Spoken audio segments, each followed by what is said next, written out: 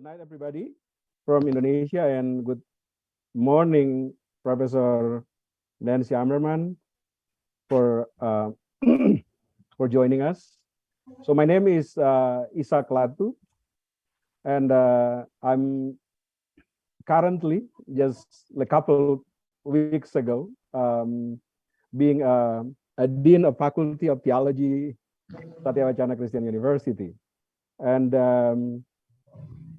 and we thank you everybody for joining our Faculty of Theology, Satya Christian University seminar today. And I believe we are going to have a fruitful discussion on studying liberal religion in theology and sociology of religion. I saw Ibu Nancy's book is published in 2001, Studying Liberal Religion, Context and Practices. I recommend this book for you when you study liberal religion and everyday practices, and it is foundational for studying everyday religion. So by saying that, I would like to also express our gratitude and thank you, Professor Nancy Ammerman, for joining us, for accept my invitation as a faculty, but also as a dean of Faculty of Theology. And I meet Ibu Nancy Ammerman sometimes during annual meeting of Association for the Sociology of Religion. A couple of ASR meeting, I saw her from distance. Yeah, but then surprisingly in ASR annual meeting 2021, she come to my online talk when I share my experience being a scholar who impacted by COVID-19, but then produce some concept like anti-sacred space from ICU room in Indonesian context. She asked me a couple of questions that helped me to develop the paper. It will be published by Bloomsbury Academic Publisher and edited by Akpi Adogame and Aminta Errington. It will be coming next year, summer next year. And I have to also thank you for that. Your questions helped me to shape the paper in a better way. So again, on behalf of Faculty of Theology, we again thank you so much to having you here online. But we are hoping that one day you will visit our university in person.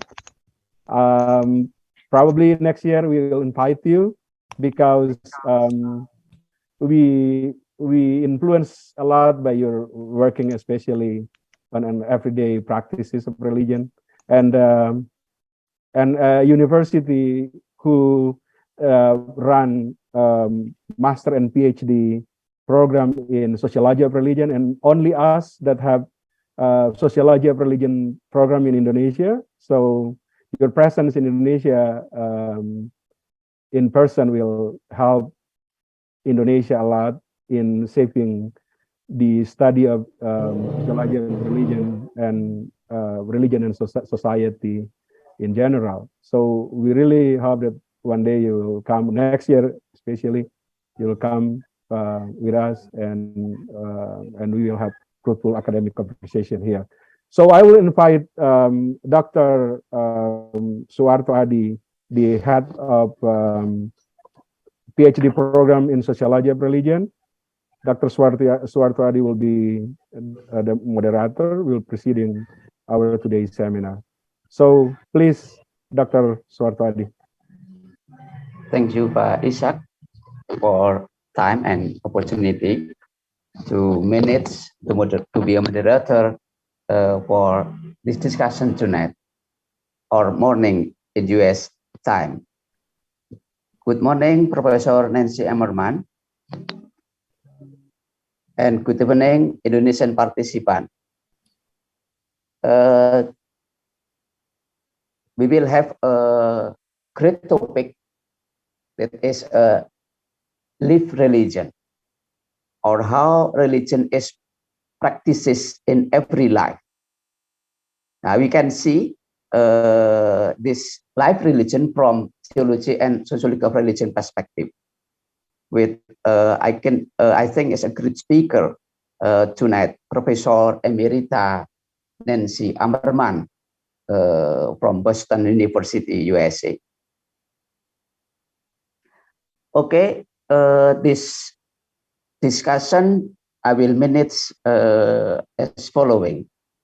The first, Professor Nancy will speak and share her idea on how study live religion from theology and also sociology of religion. Yeah, around 30 or 30 minutes maybe. And then the rest of time is for question and answer. So participant, if you will talk directly to Professor Ammerman, so you can raise hand, but also you can write down your question in chat room. So Mrs. Francis will translate for Professor Ammerman to give her answer. Yeah. Okay, right now for 20 or 30 minutes, the time I will give to Professor Ammerman. Please, Professor Ammerman, you can share your idea in talk tonight or morning.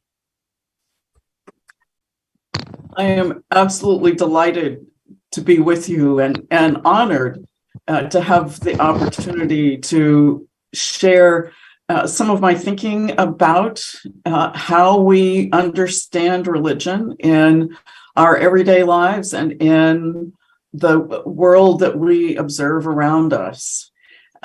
What I'm hoping to do, and let me just double check to make sure you're seeing my screen, seeing the PowerPoint. Not okay. yet. Oh, not yet. Yeah. Yeah. Mm-hmm. Okay. Not yet. Okay, it's Okay, coming. we have it? Yes, it's coming. Yes, okay, right now. Okay.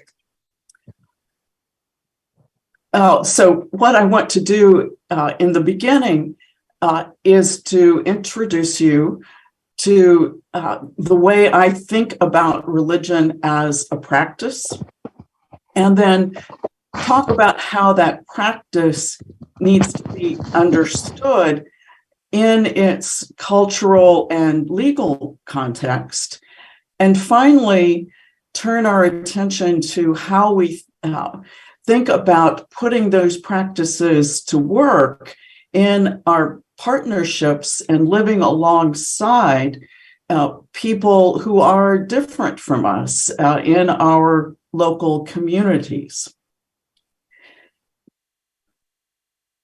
To think about religion as a practice is to think about what people are actually doing, their activities in the everyday world.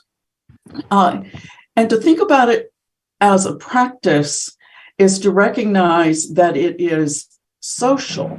That is something that we identify as a practice is something where there's a mutual recognition, where I'm doing something that you recognize and understand what it is I'm doing, and that also tells you how you're expected to respond to what it is I'm doing.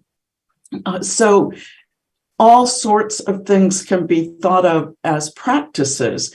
It can be something as simple as how we greet each other, or something as routine as what we do when we enter a worship space, a church. So practices are infused in everything that we do in our everyday lives. And so we're not talking, religion is one kind of social practice, but all social practices have a kind of dual characteristic. On the one hand, there are things that are so routine and ingrained in us that they're habitual. We simply do them without thinking. We don't have to stop and ask ourselves, what should I do and why am I doing it? We simply act. But practices also have a kind of improvised or spontaneous character. Sometimes we encounter something that isn't quite what we expected, and we have to perhaps modify a bit something that we've learned how to do in the past. So that's what we mean by a practice. What do we mean by thinking about religion as a social practice? Well, religion, I'm saying, is the kinds of practices that have some kind of spiritual reality attached to them. That spiritual reality is usually thought of in terms of a person. We speak about God or the Holy Spirit or Jesus or Buddha. But that's not always the case. Sometimes that spiritual sense or presence is not necessarily thought of in personal terms. We also usually think about that spiritual presence as something that is powerful or able to intervene in people's lives, but that's also not often always the case. So this definition of what counts as a religious practice is something that stretches our imaginations for what we should include as sociologists in that category of religion that we're going to be observing in the world. So that sort of draws a distinction between what a sociologist is thinking about in terms of studying religion and what a theologian would necessarily think about. So a theologian is going to want to know what counts as the proper practice, what counts as the ideas that are included in our understanding of who God is. The sociologist has a bigger umbrella for thinking about religion that includes practices that may look very ecstatic and otherworldly, and other practices that are very ordinary and this worldly. Some practices that are felt very intensely and personally, and other things that are just habitual routines.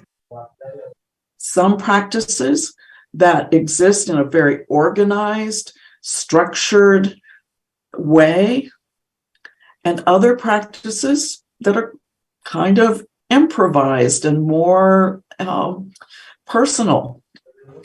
Some practices that the theologians think are okay, and others that theologians would see as heretical. So the sociologist is casting a very wide net in thinking about what we look at. We're also asking ourselves to think very deeply about what's going on in each one of these practices. To think about the multiple layers, the multiple dimensions of what happens whenever anybody is engaged in any kind of social practice, but including that spiritual dimension that taps into the assumption that something else is going on here beyond what we see with our eyes and ears. So what I've tried to do is identify what those dimensions are. What aspects of practice should we be paying attention to? What do we observe when we're looking for what people are doing in their everyday lives? And I've identified 6 dimensions in addition to the dimension of spirituality. So let me just introduce these a little more. When we think about any kind of social practice, we have to recognize that we're using our bodies. We're tasting, we're seeing, we're smelling, or using our bodies as a site for artwork. So paying attention to what bodies are doing in the practices that we observe is really important.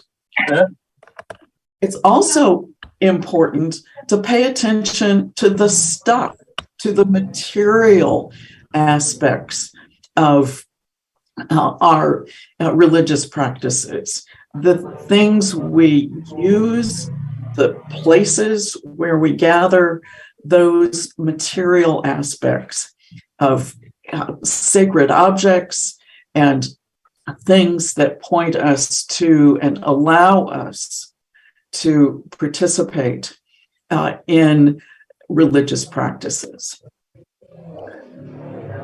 What we do also has an emotional dimension. We express feelings. Our practices call forth feelings. Our communities tell us something about what is expected and how we are expected to express those feelings, including if we're expected to be very solemn and not express feelings at all. Our religious practices, probably one of the most obvious things about a religious practice is that they often have a moral dimension. They're telling us often explicitly how we should behave, what we should do, what is right and wrong. But even the things that aren't explicit have a kind of moral message. The things we do together tell us something about who we are and what makes us good people or not. We also, as we observe what people are doing, we often miss this, that there are expectations for what counts as beautiful or ugly, as attractive or repulsive. And those things obviously vary from one culture to another, and we'll talk about that more in a moment. But whether you are a Muslim creating a beautiful blue mosque in Istanbul, or a Lutheran creating a gorgeous stave church in Norway, or a group of African women and men with ornamental and beautiful garments that are used as part of a gathering to say, this is a special place, this is a beautiful place.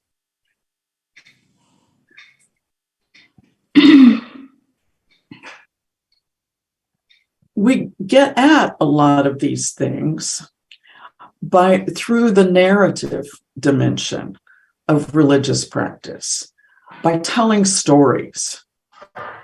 Those stories convey what it is we believe in, what it is we see as the right way to live. But even the practices themselves have a kind of beginning, middle, and end, a kind of story character to here's where we start, here's the middle of the practice, here's the end of the practice. There is that arc of narrative to what people are doing. So that's how I have come to think about religious practices. And I want to think together with you for a minute about the religious practices you know something about, and think about the multiple dimensions of those practices that we've just talked about. I actually want to break here for a moment to actually invite you into a bit of conversation. So I'm going to rely on the moderator, please, to notice the hands. But both what questions do you have, but what have you been thinking about as you've heard me talk about this way of thinking about religious practice?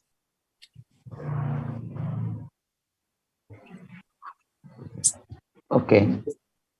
Feel free to unmute and raise your hand. I will speak. Yeah.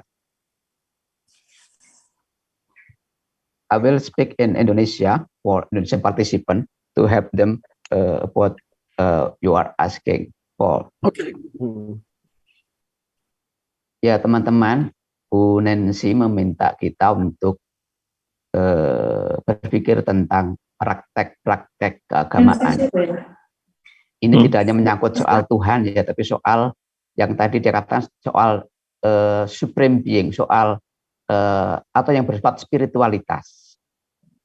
Ya, mari kita pikirkan tentang hal-hal yang berkaitan dengan praktek-praktek yang bercorak pengakuan terhadap Yang Maha Kuasa, tidak harus Tuhan, tapi juga pengakuan-pengakuan berkaitan dengan soal yang bersifat spiritualitas. Apa hal baru yang Anda lihat? Tadi sudah disebutkan ada 6 aspek ya, yang bersifat bodily, ya, tubuh, ya, tentang tadi soal indera, soal melihat, mengecap, merasa. Itu juga bisa membangkitkan soal-soal spiritualitas. Juga soal tadi materi, ada gambar, ada simbol, ada lukisan-lukisan cantik, itu juga merefleksikan soal praktek beragama. Lalu juga soal tadi ada emosi, ya, tentang trans, tentang tadi menangis, tentang kegembiraan yang luar biasa, itu juga menjadi praktek-praktek yang menunjukkan praktek keagamaan. Tentang keyakinan seseorang terhadap Yang Maha Kuasa. Juga soal moralitas, tentang hal yang baik dan buruk. Lalu juga soal estetik, ya, tentang seni, tentang bangunan, tentang hal yang sifatnya lebih kepada hal yang artistik berkaitan dengan soal kesenian. Lalu yang terakhir soal naratif, ya, cerita, story, tale, dongeng, atau sesuatu yang bersifat menarasikan atau menguraikan. Nah, kira kita sekarang diminta untuk memikirkan apa hal yang kita lihat berkaitan dengan 6 aspek tadi. Bisa bicara, bisa chat juga, nulis di room chat.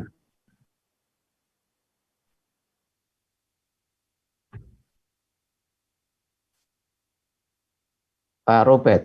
Ya. Silakan. Iya. Thank you, Professor Nancy Ammerman. I am Robert. I am very happy to meet you, to hear you tonight. as far as I understand you,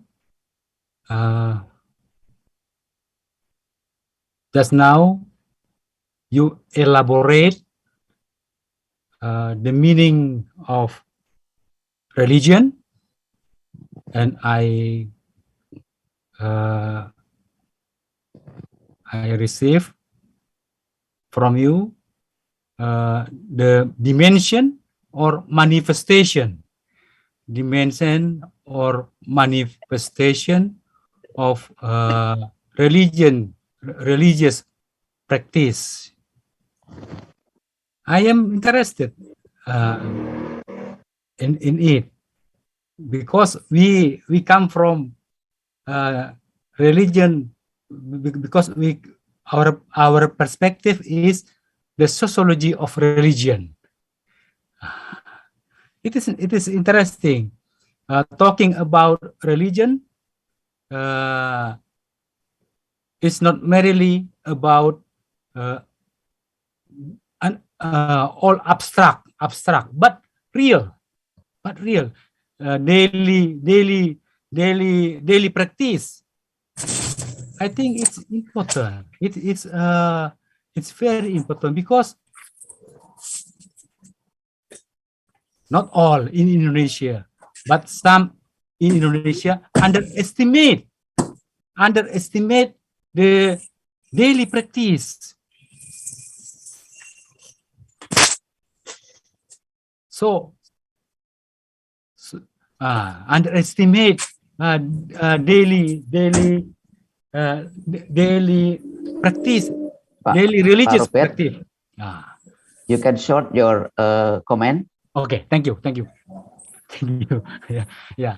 I think it is the stressing of sociology of religion to appreciate the manifestation of religion, so that they can serve, so that they take care about the daily practice. Thank you, Professor Nancy Ammerman.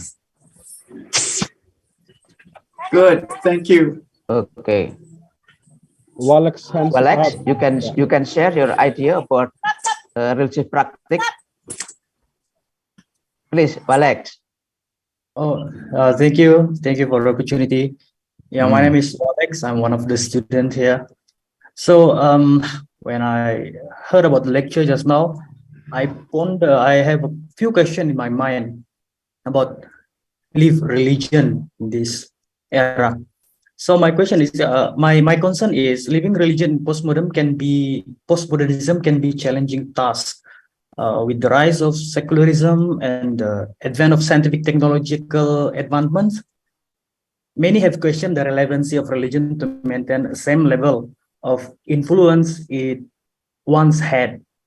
How does one stay true to their religious value and live a meaningful life in a world that often seems to be against them?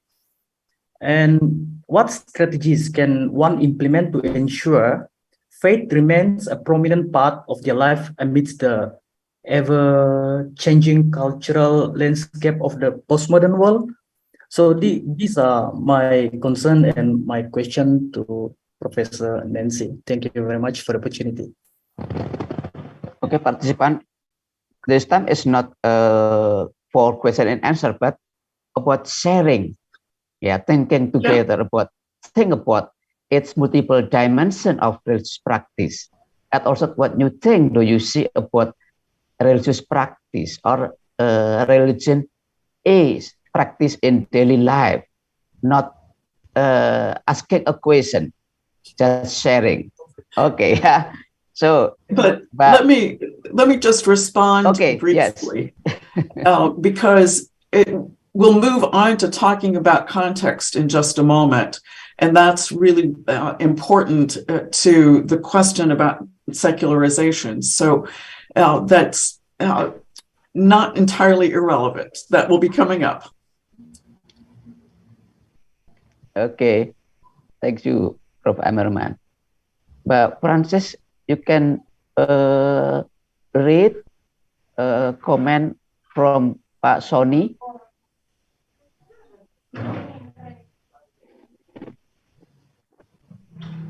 Oh, I think it's in English already, Pak Suwarto. Oh yeah, okay, Professor yeah. Ammerman, can you read in the chat?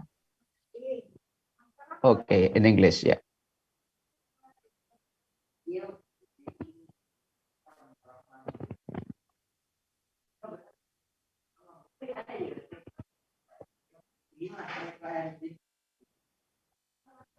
So I think 3 participants raised their hands.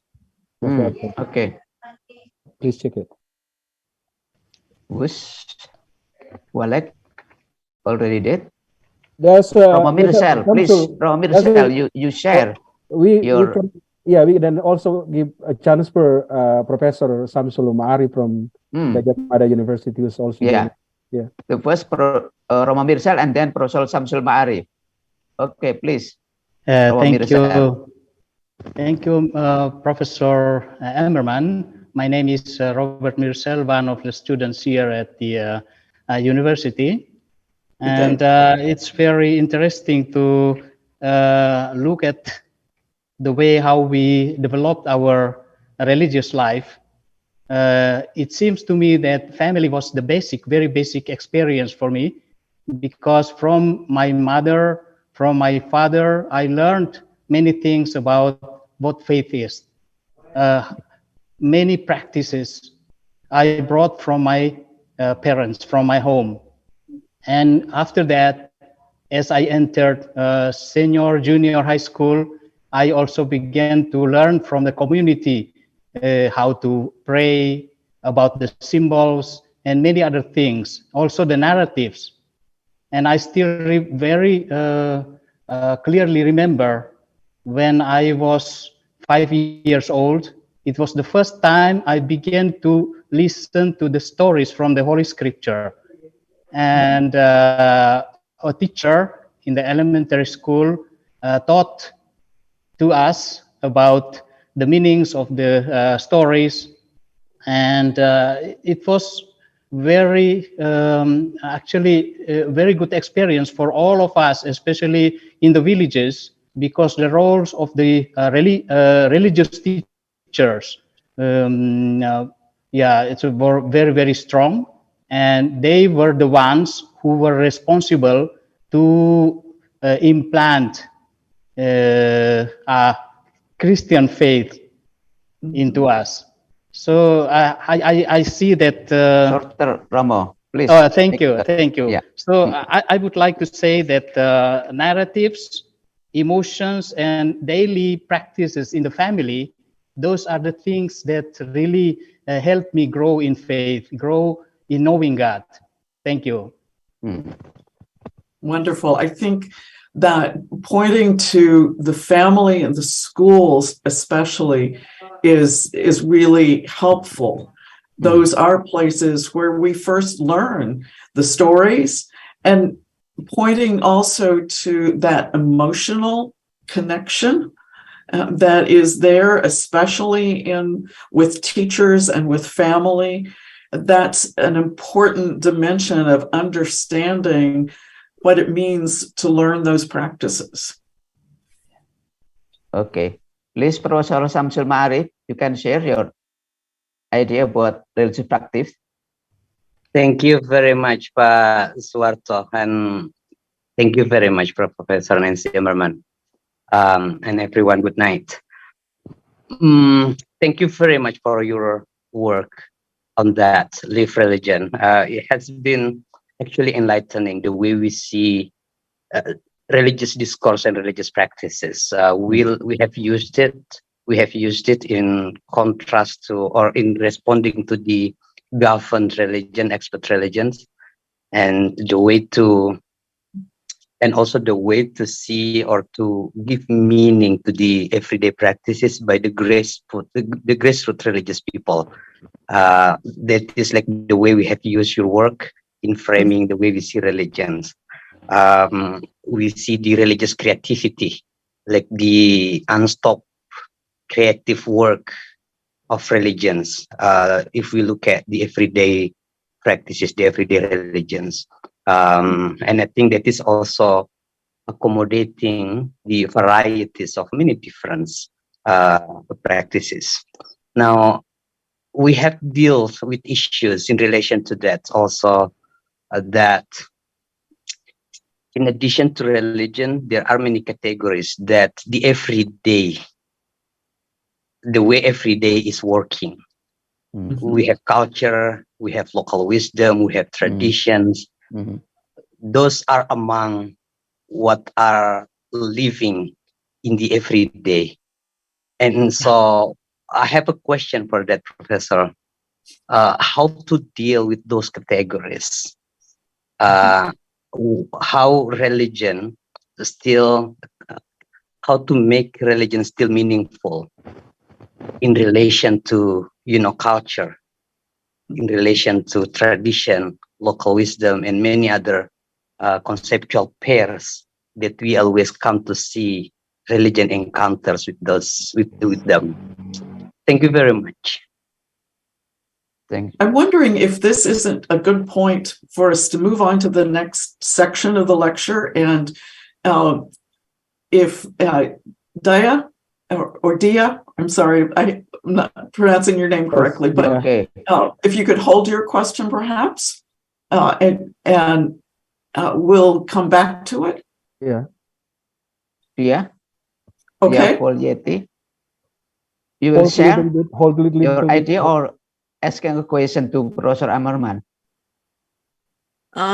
Is it possible just to give additional ideas on the multiple dimension of religious practices happening? Okay. Please, go ahead. Share. Yeah, It is please. hands-on. Okay. That is reminds me to what the daily life happening actually, not only in Java, but in the diverse ethnic group of Indonesia, that we are all believing in superstition. Yeah, the superstition, one of it is like describing and depicting in how then people actually, they are in between of worshiping God, but also they do have the local wisdom, which is called superstitions, that they are still carrying in their daily life. Okay, that's all. Thank you. Okay, please, Professor Ammerman, you can continue your response. Also, session lecture for second. That comment, I think, is really interesting. Sociologists usually simply use a category of the spiritual realities rather than necessarily talking about superstition, but realizing that people across many different religious traditions, and even some people who think they're more secular, have experiences or practices where they are invoking some kind of belief or reality that isn't necessarily scientific and empirical. So what I want to do actually with this next section of our time together is, in fact, to think together about what it means to recognize that practices don't happen in a vacuum, that they happen in context.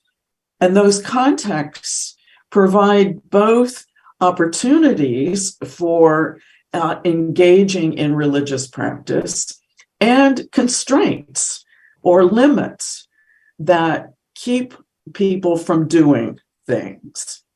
So one of the things we have to pay attention to when we ask about religious practice is actually questions about law.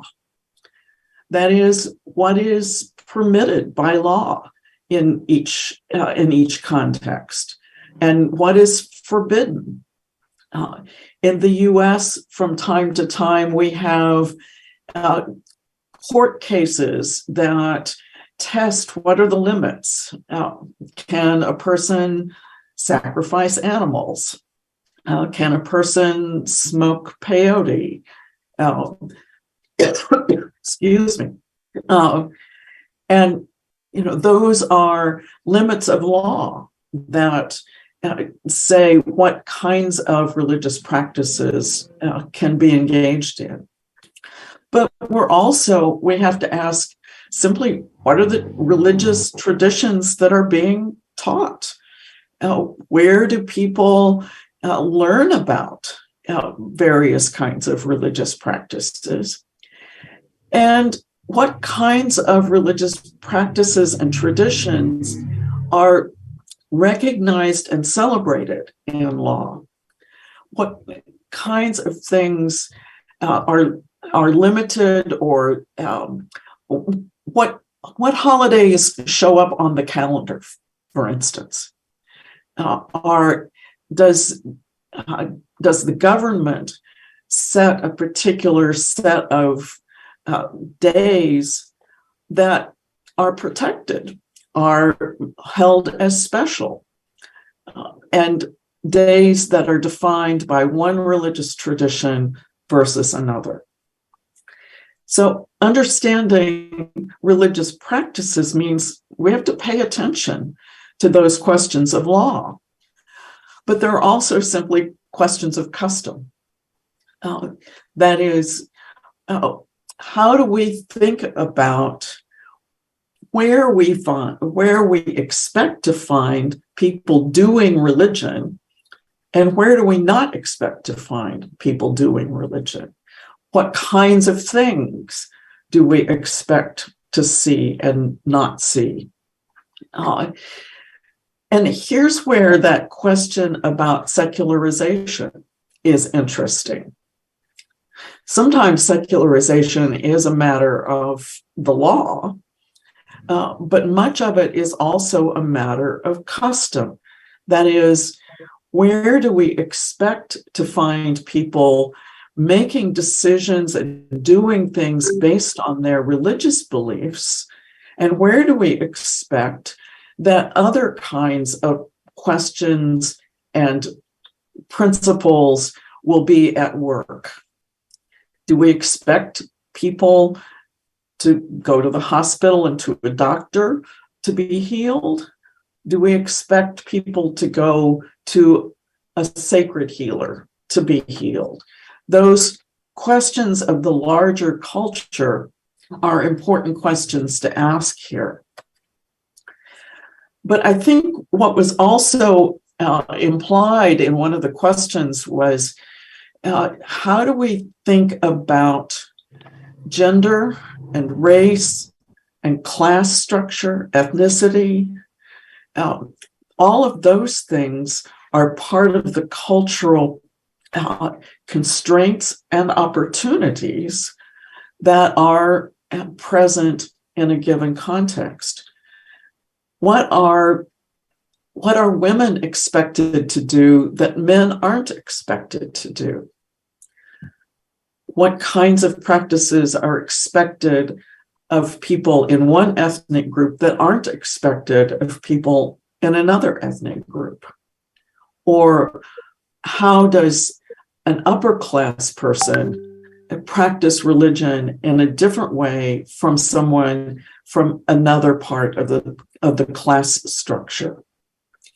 All of those kinds of structures, of social structures, are at work in making some kinds of religious practices possible and expected of some people, while other practices are not possible and not expected from other people. Finally, there are also questions of context that arise when we see social change, any kind of social change. When people move from one place to another, when new technologies come along, when any kind of social change happens, the things that people have been used to doing get unsettled. And that includes the way they engage in religious practices. We've all learned how to worship on Zoom. Those have been new technological changes and health challenges that have presented an opportunity and a demand that people adapt. And religious practices have adapted accordingly. So that question, that the reality of context, of culture, of law, of change, of social status, all of those are questions that we need to think about when we think about how people are practicing their religious traditions. Where do people think about doing religion? Where do those practices occur? Part of the question of secularization is a question of where is religion present in a society and where is it not present in a society? To what extent do we find religion perhaps compartmentalized into one small segment of people's everyday lives? And to what extent do we find religious practice present in all sorts of ways that we might not expect, even in a society that claims to be very secular?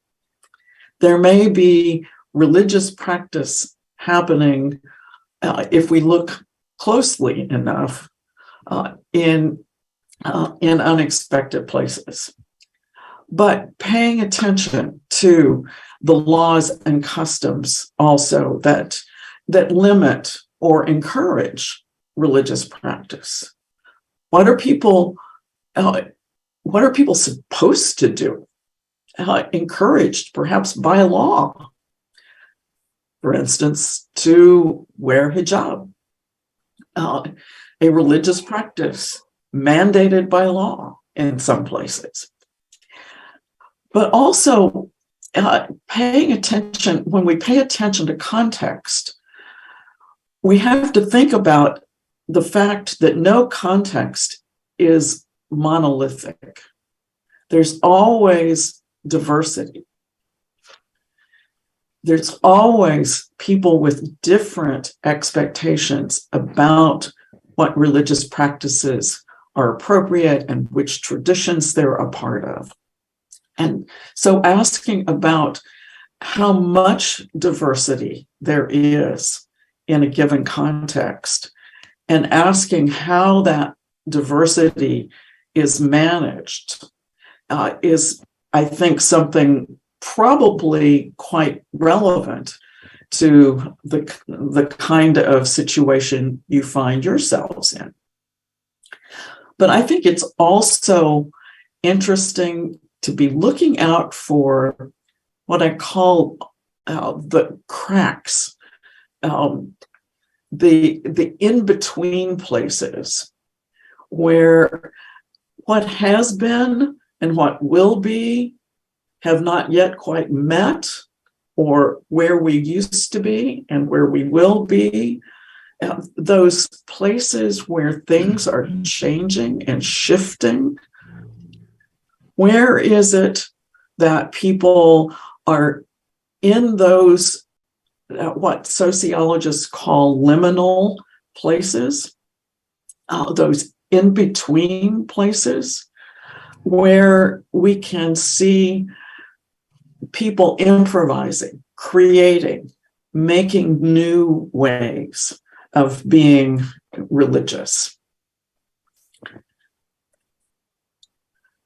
That brings me to the last few things I want to just put before you before we open up for more conversation with each other. Knowing that any religious community, and especially one in a context like Indonesia, knowing that any religious community exists in conversation with others who are different from you, means that you have to ask, what's our relationship with those others? Sometimes it is adversarial. we have to argue with each other, even violently, that those differences emerge. Often, religious communities will seek to insulate themselves from the other traditions around them, so that their own practices and people are sort of protected from those other religious traditions. But others will seek to find ways to work together for things that are important to them. And that's what I want to speak about just briefly here, and is how we think about, if we are going to try to work with others who are different from us in our religious communities, how do we think about where that cooperation, that partnership might happen? And one of the things that I've been looking at, and others have looked at, in trying to assess what makes it possible for people who are different, including religious people and secular people, what makes it possible for them to actually work together for the good of their communities. And the first principle here is thinking about what's good for the overall community. Where are the places where we have similar goals? Even if we don't completely agree, there's some place in the middle where we meet, where there's something that our community finds valuable and your community finds valuable, and we can find those overlapping goals. Are there concerns and problems in the larger community that we can agree we all are concerned about those things? And then we ask ourselves, what does your community have as a resource, a capacity, skills, concerns, passions? And what does the other community also have as skills and resources and capacities and passions?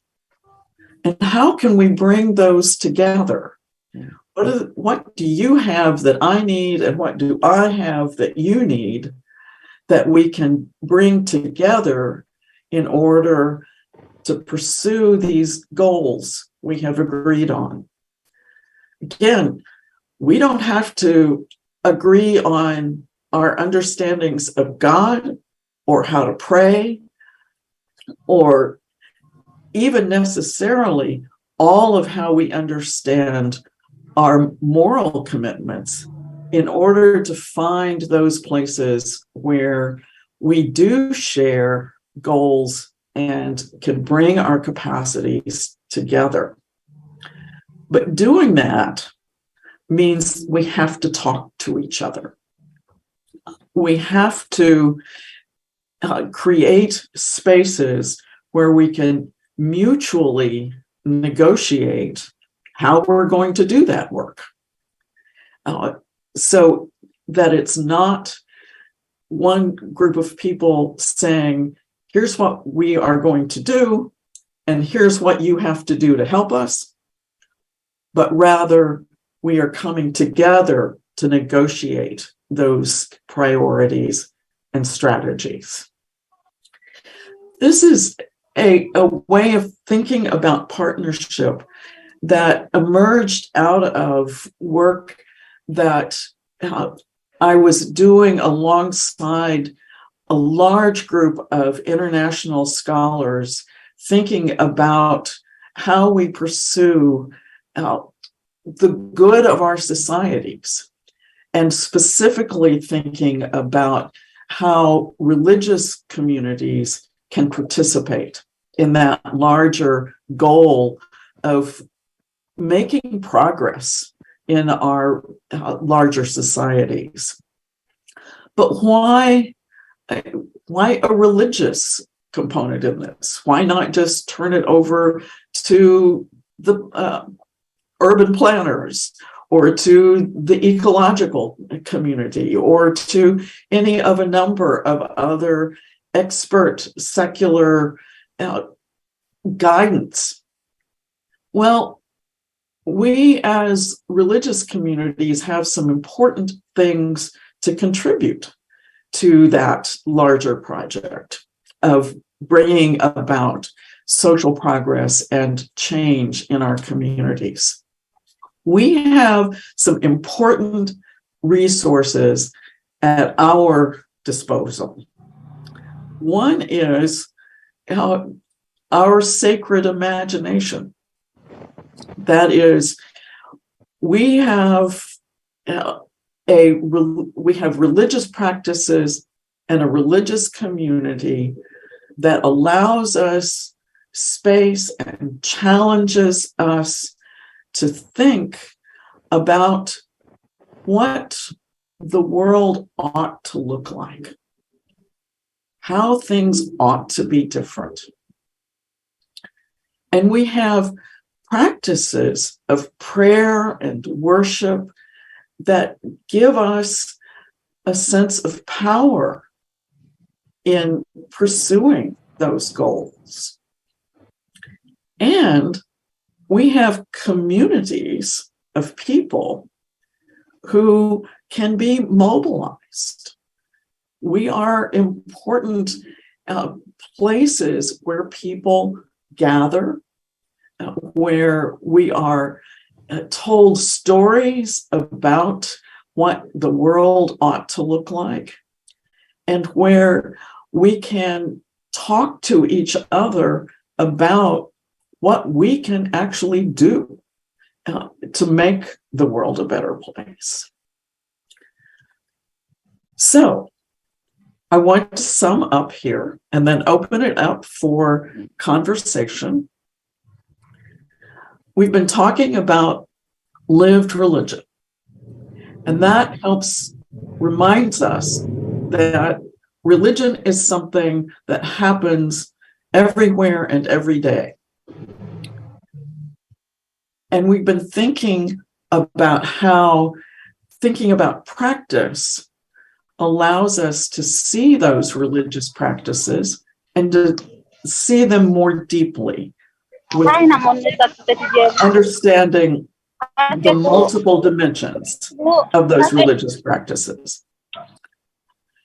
And we've been reminded that each religious practice happens in a particular context, a context that provides both opportunities and encouragement on the one hand, and constraints and limits on the other. And a context that encourages, by its very diversity, the formation of partnerships beyond our own communities to pursue goals for being a part of a larger, better community. And that then brings me to theology. Putting lived religion and theology in dialogue here, because as theologians, you want to ask what your theology tells you about how the world ought to be, and what practices in your religious tradition embody that theology, and what visions or goals your theology gives you that you might in fact share with people who are not like you. So that's the point at which I would like to open up the conversation for more questions and observations and comments from you.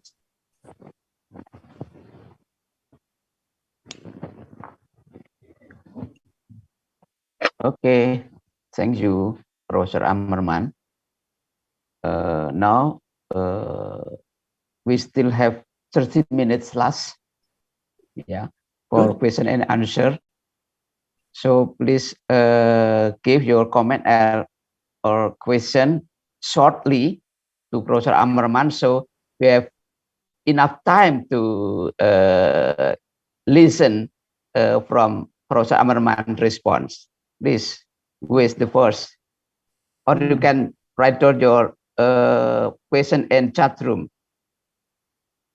Pak Muhammad Abdillah, please, Pak Muhammad. Thank you, Professor Ammerman, for the lecture. It is very wonderful, and I have read your book, the newest book, The Leaf Religions. I have two questions actually. First, is there a discussion of authority in the leaf religions? I'm sorry, of what?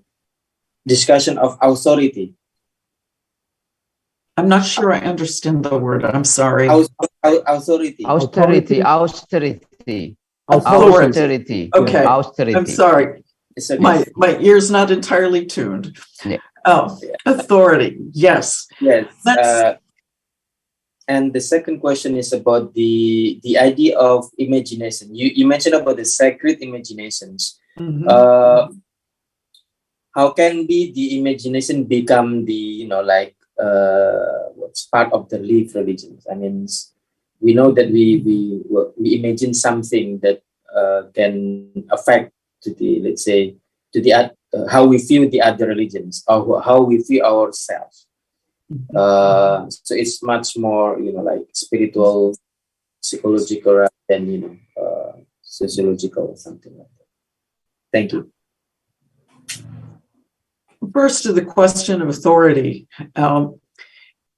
I think about authority very much in terms of those questions of status and power, that part of how we understand what people are doing when they engage in a religious practice is to think about how they have come to think about that practice as the right one, as something they should do.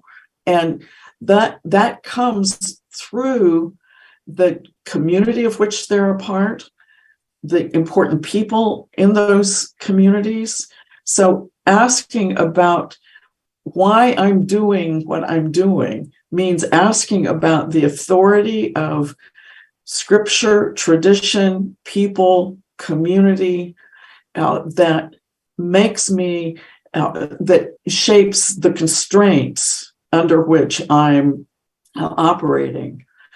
Those constraints may be very tight. There may be a very limited sense of the ability to change anything about how I'm engaging in my religious community. But they may also be very flexible. So asking about that degree of tight constraint versus flexibility and openness to anyone improvising, creating new ways of doing things. That's an important and interesting question, and asking where that authority is located is very much a part of the way a lived religion scholar would approach a religious community. Okay, the other question. Sorry.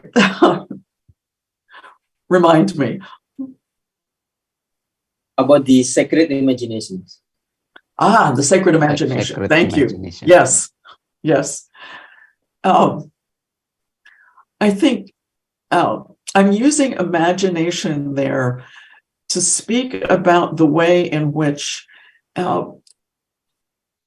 recognizing a spiritual dimension to our lives makes it possible for us to imagine a world that isn't the same world we see.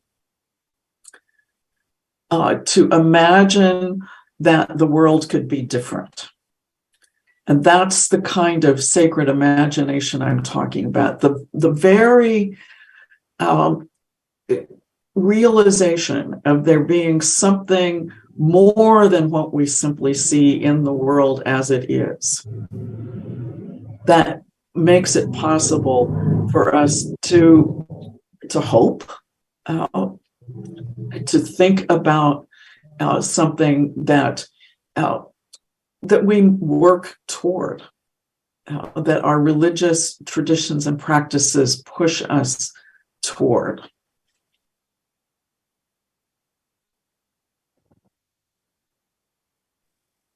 Thank you, ma'am. The second question in chat room, Professor Ammerman from Oscar Wumpere, and also in the third question in chat room from Sony Saluku.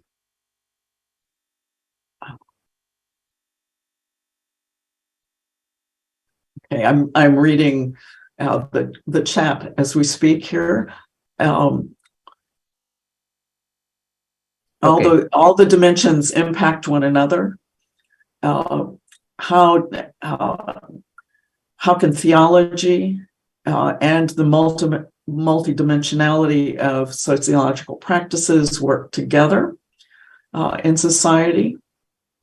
And in Indonesia's experience, intolerance and theological factors often control people's behavior. Though that question of how diversity is managed and the reality that when there are multiple religious traditions, those that have the most power can be very limiting and intolerant of others. And the sociologist will ask the questions of what kinds of limits are there, what kinds of practices of intolerance are limiting the ability of another community to practice their religious faith as they see fit. The practical and the theological question, however, is what do we do? How do we change that situation? And that is both a matter of sacred imagination, but also of perhaps some of those strategies of partnership I was talking about. Are there any places where there are common concerns in the community that might bring people who are being intolerant together with you? That ability to actually work together on something we agree on can often be one of the most important ways of creating new patterns and new practices in an intolerant situation. And the third question in chat room related to changing form of religious practice in the digital era. Lots of sociologists asking that question about the digital era. There are lots of really interesting things happening in our current technological situation.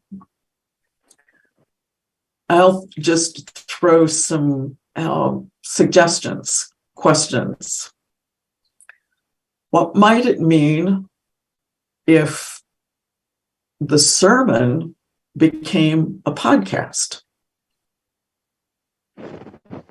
I'm assuming podcasts are there in Indonesia as much as they are in the US. What does it mean to share the Eucharist, communion, when you're not physically present with each other? What does it mean to form a community when you're not physically present in the same place? Can we think about ritual, about learning, about solidarity and community, using these new digital tools? Or do those tools take us away from important aspects of our religious lives? I think physically gathering with each other in religious communities is really important. But can that be supplemented by, expanded by, adding a digital component? Absolutely. Can we come to think about our community more broadly than just those who can gather in a church on Sunday morning? Probably. And maybe that will actually be good. I think a lived religion set of questions makes us say, what was it that was actually happening when we gathered, when we celebrated communion together, when we listened to a sermon together? What were all those dimensions of what we were experiencing and how we were encountering our spiritual selves? And how is that like or unlike what's possible with various kinds of digital technologies? So I think more questions than answers right now. There's one question in chat room. Can you read it? Okay, I was seeing in Papua. No, about related to imagination. About imagination I is don't want very to miss interesting. Yeah. Yeah, I'm going to go back to Oscar's comment about art, an art symbol in a body that they believe is like a spiritual manifestation from God. I think that's a really interesting example of the way in which our material and embodied realities and our spiritual realities come together. And, for those people who experience some sort of physical change or manifestation and interpret it, experience it as something that connects them to a spiritual realm, a sociologist of religion pays attention to that. Okay, and then talking about imagination. Okay, thinking about religious imagination. Okay, and also thinking simultaneously about all kinds of sciences. So if I'm understanding this correctly, I think it's a really important point about the way if we think about lived religion, we recognize that sometimes what we're doing is religious and secular all at the same time. We're not easily able to simply say, oh no, that was secular, that wasn't religious. Let me give you an example. from my context, is voting a religious practice or a secular practice? Well, on one hand, it's secular, it's political, it's set up by law, and we're voting for political candidates, and they're going to go to the legislature and make laws. But I may enter the voting booth with a prayer and look for the religious identity of the candidates I'm voting for as the primary thing that will decide whether I vote for that person or not.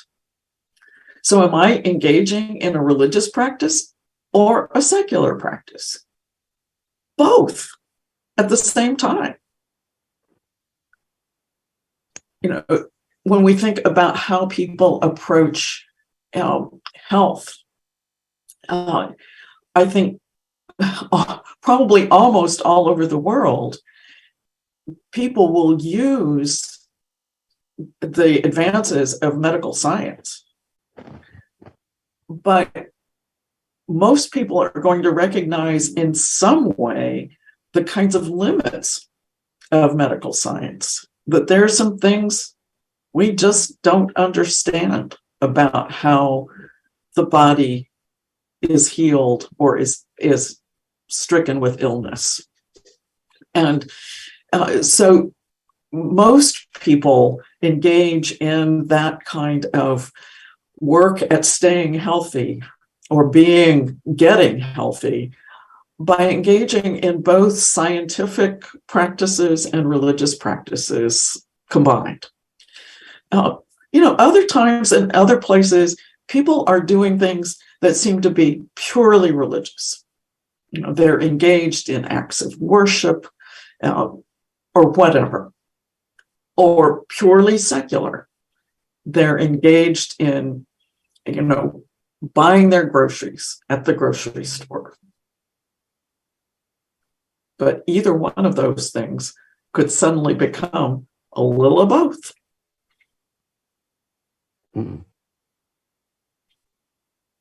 Okay. Any question? Oh, yeah. I think it is the last question. Tia Foglieti, please. Okay, so your explanation is really an eye-opening, but there is also a thing that I assume the sociology of religions require to transform its way of the cultural consolation standards to the brief one related to those who are lately losing their loved one after the COVID pandemic.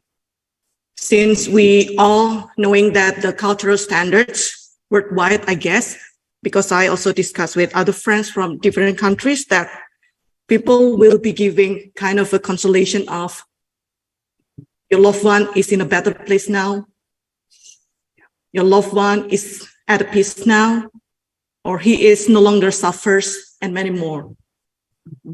Which is actually, from your explanation, shows clearly how that those cultural standards, it's start beginning of robbing of,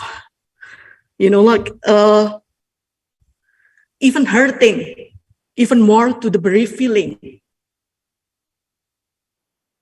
Imagine that, just like what I experienced personally, I lost my husband and 2 of his siblings.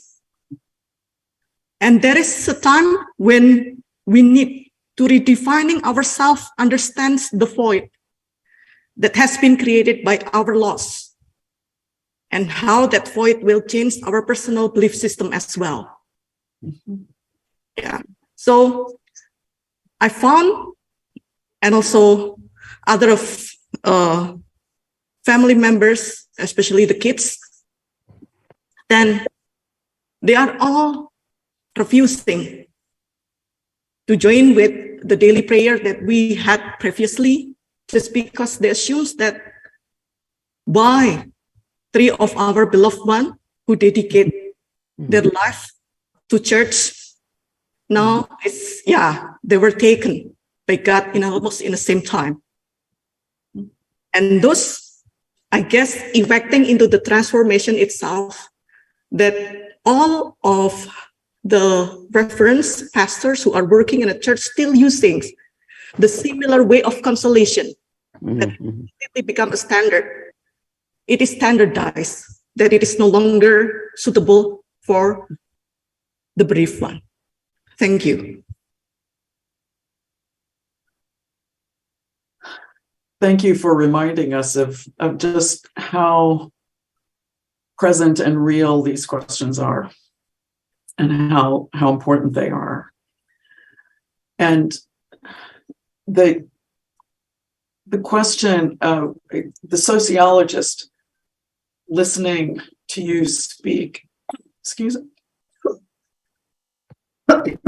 me, listening to you speak about the way grieving and comforting have been experienced and explained in your religious community is no longer sufficient. COVID has been, for many religious communities, one of those unsettling and disrupting factors that has put all of us in one of those in-between places where we're not really where we used to be, nor where we will be. And we're being called to use our sacred imaginations to think about new ways of being together in community in ways that allow us to truly surround each other with care and truly acknowledge the pain and often the injustice of why these deaths have happened. It doesn't work to not say what people are actually experiencing. And when people are able to say what they feel, where they sense a spiritual presence and where they don't, those are moments when theologians and religious leaders can listen to how the spiritual presence is there or not, how the practices are making people, are comforting people and not, how the practices are empowering people and not. So I think the call for those of you who are religious leaders and theologians in this moment is to listen to those points of pain, to look for the places where there has been a disruption, where the old practices, the old ways of comforting don't work, are rejected. And think about, how do we respond in this moment with our sacred imagination to create new ways of being together, of speaking to each other, of comforting each other. Okay, thank you, Professor Ammerman. Because the time is like only 3 minutes. Yeah, so we have to conclude to end this this discussion. Yeah. But before going back to Pak Ishak for closing speech, I just would like to compare your presentation about live religion as a practice with a Javanese wisdom. In Javanese wisdom, there is a word laku. Laku meaning is practice, simply practice. Yeah. So the full word is ilmu iku kelakone kanthi laku. Abstract knowledge or faith, it is to be meaningful if it is practiced simply in daily life. So everything we have, everything we gain from knowledge or religious faith, it is to be meaningless if it is not practiced for others. So basically, religious practice should be give benefit for others. So we can go through dialogue, negotiation, so we can pursue and reach a better life for all. I think it is a lesson learned from Prof. Ammerman tonight for us.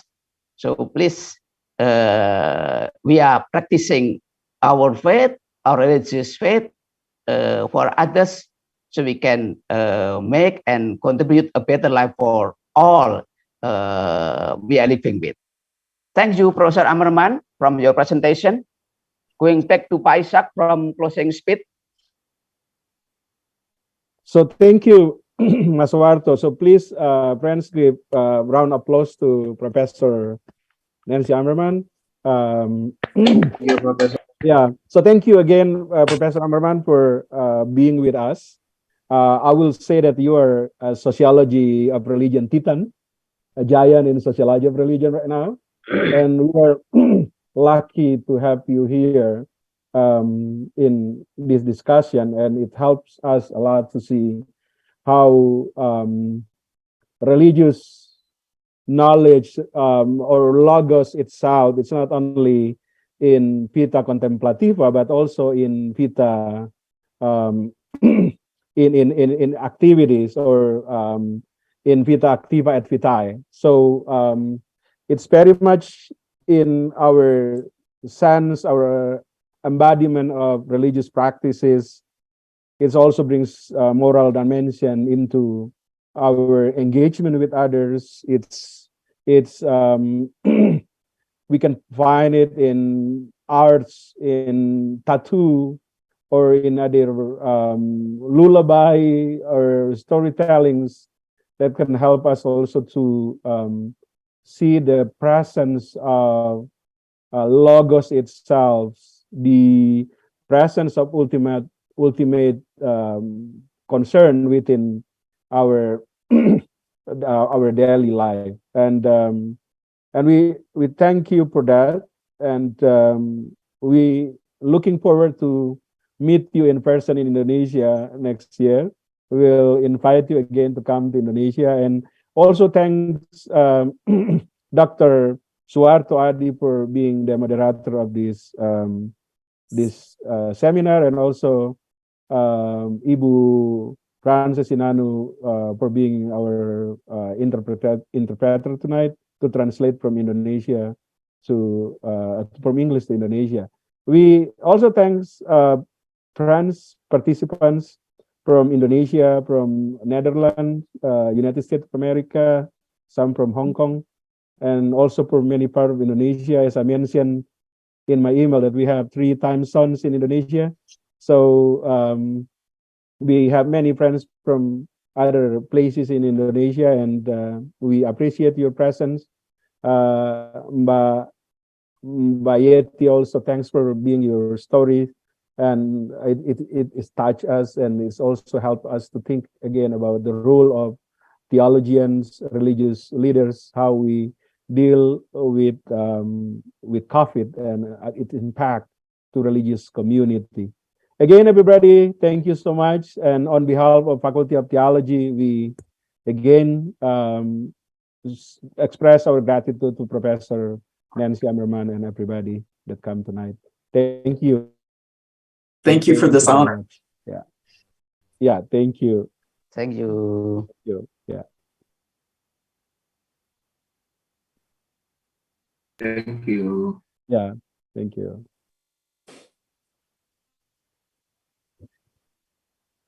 Okay. Terima kasih semuanya. Sampai Ya, ketemu. terima kasih Mas Warto, terima kasih. Thank you Pak Warto, thank you Bung Iya. Taken. Terima kasih, terima kasih. Terima kasih.